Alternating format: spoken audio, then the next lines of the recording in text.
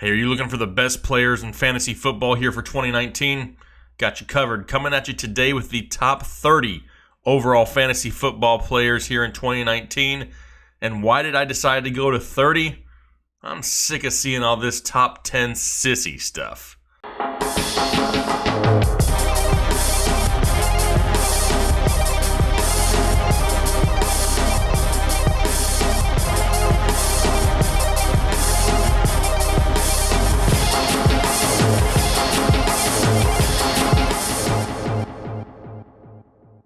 What's going on, Headliner Nation? Jake Fantasy Headliners. Hopefully you guys are all doing well out there. Welcome back to the Draft.com studios, where today we're talking about the top 30 overall players for 2019 fantasy football. Doing a little bit of rankings. We did one of these videos about a month ago, so it's time to refresh it. Some things have changed. However, I think that video may have set a YouTube record. I think we got to 1,000 likes before we got our first dislike. That totally floored me. So hey, if you want to hook a brother up and try to break a record, let's see if we can do it again. Hit that like button for me. Now, before we get into this list, I also promised you guys that I would be giving away an autographed Keenan Allen jersey, the one hanging right here over my shoulder, if our wide receiver ranking video got over 2,000 likes. Well, it did over this past weekend, so it's time to give it away. The winner that was randomly chosen from the comment section is Connor Cameron. So he's somebody I'll be reaching out to. Congratulations to him, but don't worry, we have tons of giveaways all year long. Make sure you stay subscribed. In fact, we still have an Alvin Kamara jersey that we're giving away. Anybody who purchases one of our draft guides up until August 15th is automatically entered to win an autographed Alvin Kamara jersey, so don't miss out on that. Now, before we waste any more time, let's get into the top 30 overall player rankings for fantasy football in 2019. All right, here we go. Let's dive into the rankings. Well, we're going to start at number 1 because, like I said a few seconds ago, the top 10, the top 12, it's kind of the same for a lot of people. Not a whole lot of differences, so there won't be too many surprises. Maybe a few guys in some different spots, but let's dive into it. Right now, for me, number 1 overall is still Zeke Elliott. We've already seen some tweets come out from Jerry Jones saying, hey, the deals are going to get done. Kyle has already mentioned it on this show. I've mentioned it multiple times. We do not believe that Zeke will sit out this season. It makes no logistical sense. He still has another year after this on his contract. What's he going to do? Sit out for 2 years? It's just a bad situation. However, we do believe that before this season starts, Zeke Elliott will be a member of the Dallas Cowboys once again out there on the field. Until we get any different news, right now, he's staying at number 1. And before I get too deep into this list, just so you know, these are based off a half-point PPR, trying to make sure I cover all the bases, both the PPR side and the standard side. There's really not a whole lot of major differences in these lists. Number 2 is going to be Christian McCaffrey of the Carolina Panthers. I think he may be the next safest option. Not really a whole lot of, worry behind him on the depth chart to really take away carries. They've come out and said, hey, we're going to limit his snaps, but we're not going to limit his workload. He's still going to get the same volume. They may just take him out at times that he's not going to be utilized. I have no issues with that. He's going to eat in the passing game. He's going to get close to 100 receptions. He's going to get the goal line work. Love Christian McCaffrey. Number 3, Saquon Barkley. This one surprises a few people. He's the consensus number 1 right now. I have him down at number 3. I just worry about the New York Giants offense as a whole, especially with all these injuries and suspensions on the outside for the New York Giants. The defenses are really going to be able to key in on Saquon Barkley, and if they can limit him, more than likely they're going to have a good chance to beat the Giants. Dropped him down just a little bit.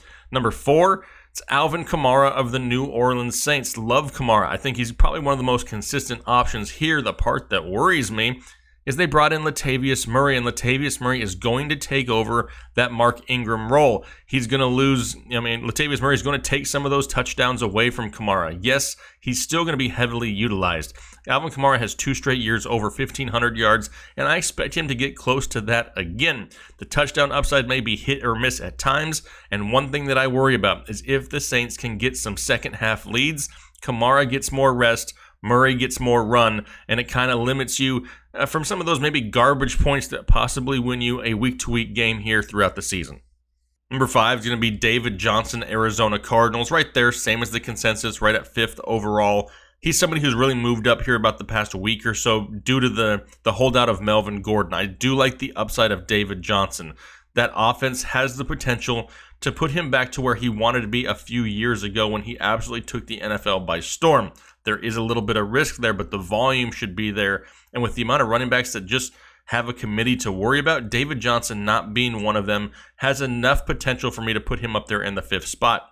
Number 6, my wide receiver 1, Davante Adams. But I'm going to get hate down in the comment section because I did last time. I don't hate DeAndre Hopkins. I think this is really like a wide receiver 1A and 1B. I'm happy with either one of them. They both have huge upside. I think Davante Adams may have slightly higher touchdown upside, and that's why I have him at number 6 in that offense, the number 1 target of Aaron Rodgers. Number 7, yes, is DeAndre Hopkins. I'm pretty sure he could produce with any quarterback under center. The guy has done nothing but be consistent, and he has some of the best hands in football. It's really a win-win here. Adams and Hopkins, 1A, 1B. I have nothing negative to say about either one of them. Number 8, Julio Jones. He's going to be my wide receiver 3 now going forward. I love Julio Jones this season. Not only just the fact that they're playing 13 games indoors and they have former offensive coordinator Dirk Cutter back. Matt Ryan's playing well. There's a bunch of other options to take away defensive attention with Calvin Ridley, Mohamed Sanu. Austin Hooper was serviceable at times. Devontae Freeman in the backfield if he can stay healthy, which I know is a big if. But he's coming into the season healthy, and that's all we can ask for. If he can really open up the running game, Julio Jones could have a huge, huge year. Yes, the biggest complaint, the touchdowns. They may not be there, but if dude can go out, get you 1,500 yards and 7 to 9 touchdowns, you're going to be jumping for joy and excited you took Julio Jones in the first round. Number 9 is going to be Odell Beckham Jr. I have him 3 spots higher than the consensus, and we love the Browns offense this year. A lot of people are off the Browns offense, but I'm really not. This is the year that Odell Beckham Jr. seems to have finally maybe turned a corner to get away from some of that drama that he had in New York. But look what he had to deal with in New York. I mean, he had Eli Manning, dude, looking like he constantly ate a whole box of Crayolas prior to the game, out there looking lost at times. Not a whole lot to really play for in New York. They knew they weren't going to win any games. Now, he goes to Cleveland. There's a lot of hype with Cleveland. He gets to play with his best friend, Jarvis Landry. And Jarvis Landry is quite possibly the best receiver that has played opposite of Odell Beckham Jr. Some defensive attention is going to have to be paid to Jarvis Landry. Odell Beckham Jr. may see more one-on-one coverage this year. He looks energized in camp. He looks healthy. It's the best quarterback he's ever had. I love Odell Beckham Jr. I got him at number 9. Number 10 is Michael Thomas of the New Orleans Saints. I have him 1 spot higher than the consensus. This guy just got absolutely paid, right? I think they brought a Brinks truck in to deliver his first paycheck, but he is not the type of guy that I see that's really going to now take a step back because he got paid. He's the number 1 option in that offense, the number 1 pass-catching option outside of Alvin Kamara in a high-powered passing offense. He's looked at in the red zone, and more than anything, he may be one of the most consistent top-end wide receivers in all of football. Got him at number 10.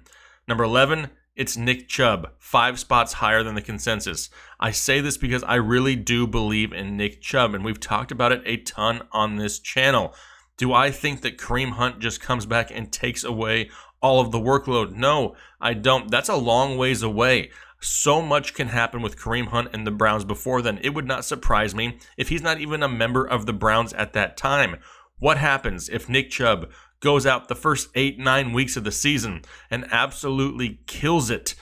I mean, does that not make Kareem Hunt total trade bait? Maybe they trade him for a draft pick. I mean, you have no idea what could happen. Nick Chubb is going to be a mainstay in this offense, an offense that could have a lot of second-half leads. And if they do, what are they going to do with that? They're going to lean on the run, and Nick Chubb is the main beneficiary. Give me Chubb all day long right there, number 11. Number 12, this is where we're slotting in Tyreek Hill. One of the reasons we had to redo these rankings because at the time of the last one, he was still rumored to be suspended for 4 games. Now he's dealing with a quad bruise. Doesn't sound like anything serious. Should be good to go. No issues. He's going to be one of the best wide receivers in all of fantasy football. Again, putting personal feelings aside, we're talking just fantasy here. Tyreek Hill is an elite talent, and with Patrick Mahomes throwing him the ball. I mean, Patrick Mahomes can throw the ball a country mile. Tyreek Hill can be one of the fastest humans on earth. It's a match made in fantasy football heaven. Tyreek Hill is going to have a similar year to last year. Love him once again. Got him at number 12 overall. Number 13 now, this is where I have moved Todd Gurley. I have him 6 spots higher than the consensus. We see him out there in practice. He looks okay. And I'm starting to wonder a little bit, was some of this, knee issues throughout the offseason, overhyped by the media to the point to where a lot of people got scared, but they got too scared. Yes, Gurley may be somewhat more limited in 2019 than 2018, but however, an 80% Todd Gurley is still great enough to be a running back 1. I have him all the way up at 13. Definitely somebody that you could target right there at the turn if you're at the end of the first round. Number 14 is going to be Dalvin Cook of the Minnesota Vikings. I'm still higher on Dalvin Cook than a lot of people. Got him 3 spots higher than the consensus, and Dalvin Cook has top 10 running back potential. We already know that Thielen and Diggs on the outside are going to be enough to pull defenders outside of the box. Dalvin Cook has the ability to catch passes out of the backfield, which really helps boost his possible production and upside. I love Dalvin Cook. He's an explosive player. You saw it at the end of 2018, and as long as he can stay healthy here in 2019, big things coming for Dalvin Cook. Number 15 is Juju Smith-Schuster. Got him right there with the consensus at 15. Love Juju. Looking great in camp. Here's the one issue I have. He really needs somebody opposite of him. A Dante Moncrief, a James Washington. Somebody else needs to step up and take away some defensive attention. If one of those guys can take away that defensive attention, it's really going to allow Juju to have a lot of great games. But if they don't, if they struggle, Juju's going to get defensive coverage by everybody and their mother in the passing game, and that could really limit his upside. So as long as Dante Moncrief can recover from his finger injury, I do think he has a great year, and it really helps out Juju. Number 16 is going to be his teammate, James Conner, and a lot of you guys are probably thinking, why the heck is James Conner so low? Well, it's nothing really against James Conner. I do think Jalen Samuels is involved. Heck, I think Benny Snell could be involved at some point. It's not anything to do with James Conner, though. They know they need to keep him healthy. And if they can go into games with second half leads, they may not choose to run James Conner into the ground. He's still an RB1 for me. He's just not high enough for me to take in the first round, but he's still right here beginning of the second round. The upside is there. The touchdown upside is there. I'm just worried that he could lose some work down the stretch if they have a lead. Maybe heck, towards the end of the season, maybe they've locked up the division, which I highly doubt. But if it does, James Conner could get more rest this year than he saw last year just to keep him healthy for a late season run. Got him down at 16.